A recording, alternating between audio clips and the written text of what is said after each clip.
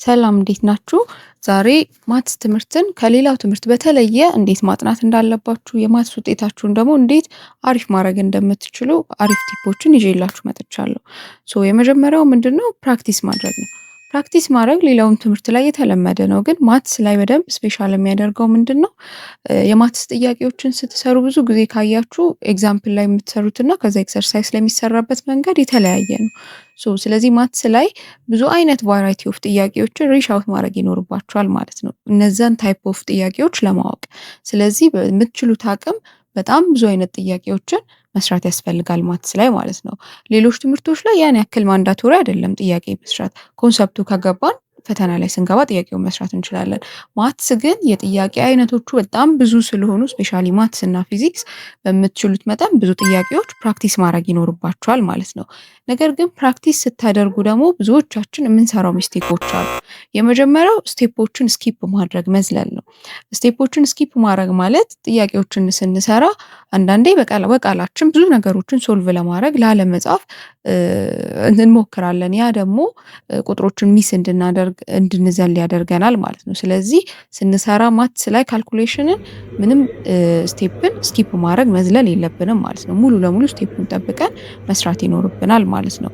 ሁለተኛው ዩኒቶችን ምናምን ቼክ ማድረግ፣ የተሰጠን ኪሎ ሜትር፣ ሜትር እንደዚህ አይነት ነገሮችን ሚስ እንዳናደርግ በደንብ ጥያቄውን ማየት እና ዩኒቶቹ ተመሳሳይ ናቸው የሚለውን ማየት ነው ፕራክቲስ ስናደርግ።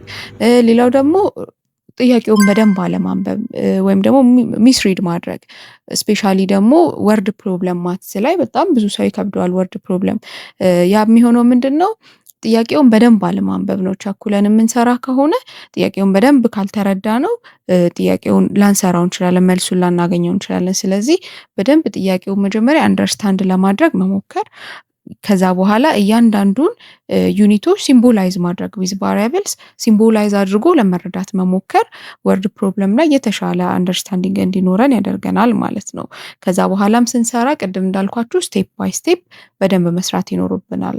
በደንብ ስቴፕ ባይ ስቴፕ ማንሰራ ከሆነ የአንድ ቁጥር ስህተት ሙሉ መልሱን ይቀይርብናል ማለት ነው። የሆነ ቦታ ፕላስ የነበረው ማይነስ አድርገን ከሰራ ነው ስቴፑን እንኳን ብናውቀው በስርዓት ስቴፑን ጠብቀን እንኳን ብንሰራው መጨረሻ ላይ የሚመጣው መልስ ግን የተለየ ነው። ኤክስ ነው የምንሆነው። ስለዚህ እንደዛ እንዳይሆን እያንዳንዷን ነገር በደንብ ተጠንቅቀን መስራት ይኖርብናል ማለት ነው። ሌላው ማትስ ስታጠኑ ማድረግ ያለባችሁ ምንድነው?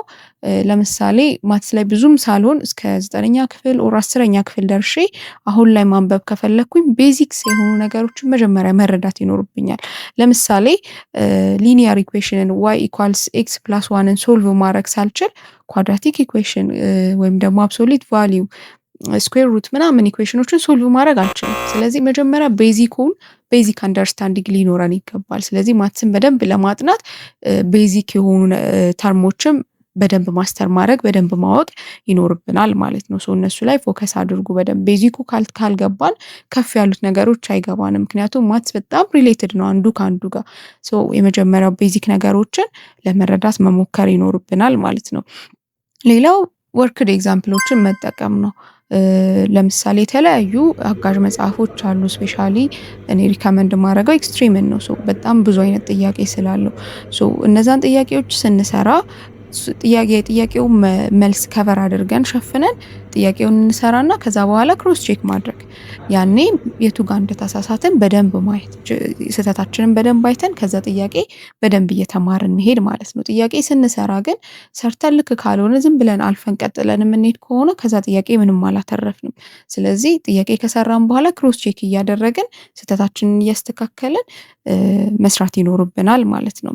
ሌላው ማትስ ላይ በጣም ብዙዎቻችን የምንሸወደው አብሶ ደግሞ ማትስ ትምህርትን የማይወዱ ሰዎች ማትስ ላይ መሸምደድ አይሰራም። እንደሌላው ትምህርት ባዮሎጂ ላይ አሁን ብዙ ነገሮችን እንሸመድዳለን፣ ኬሚስትሪ ላይ ፎርሙላዎችን ምናምን እንሸመድዳለን። ማትስ ላይ ግን ማትስ ትምህርት ያልገባው ሰው ስቴፑን ስለመሸመደደ ውጤታማ አይሆንም። ስለዚህ በምትችሉት አቅም ማትስን ለመረዳት እንጂ ለመሸምደድ እንትኑን ለመያዝ ሚሞራይዝ ለማድረግ አንሞክር።